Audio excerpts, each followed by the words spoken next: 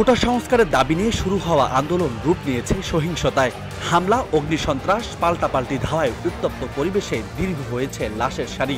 যদিও শিক্ষার্থীরা বলছেন আন্দোলন ব্যবহার করে সহিংসতার সমর্থন নয়, সরকারের দাবি শিক্ষার্থীদের আন্দোলন ব্যবহার করে দুর্বৃত্তায়ন বাস্তবায়িত করেছে সন্ত্রাসীরা।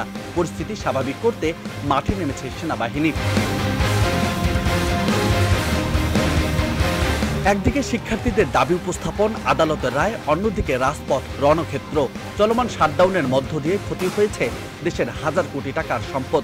পোড়ানো হয়েছে সরকারি বেসরকারি প্রতিষ্ঠান, ভাঙচুর চালানো হয়েছে গুরুত্বপূর্ণ ভবনে, আগুন দেওয়া হয়েছে চলন্ত গাড়িতেও। গত 3 দিনে তথ্যমতে রাষ্ট্র প্রতিষ্ঠান, সেতু ভবন, দুর্যোগ ভবন সহ প্রায় 100 অধিক ভবনে ভাঙচুর ও অগ্নিসংযোগ চালানো হয়েছে রাজধানীতে।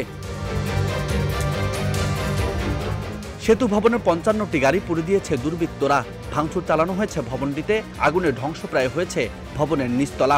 একইভাবে ত্রাসের রাজত্ব চালানো হয়েছে দুর্যোগ ভবনেও, সেখানেও পোড়ানো হয়েছে 56টি গাড়ি। এছাড়া সিটি কর্পোরেশনের 40টি বর্জ্য গাড়ি সহ প্রায় 60টি গাড়িতে অগ্নিসংযোগ ও ভাঙচুর চালায় দুর্বৃত্তরা। আগুন দেওয়া হয় ফায়ার সার্ভিসের 4টি গাড়িতে, ভাঙচুর করা হয়েছে অন্তত 10টি গাড়ি। এছাড়া মহাখালী কোভিড হাসপাতাল, টোল প্লাজা সহ আরও বেশ কিছু স্থাপনা ক্ষতি হয়েছে চলমান আন্দোলনে।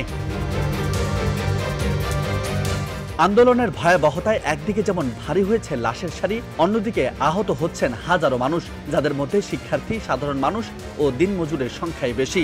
গুলিবিদ্ধ আহত রোগীর সংখ্যা ক্রমাগত বাড়ছে ঢাকা মেডিকেল কলেজ হাসপাতালে।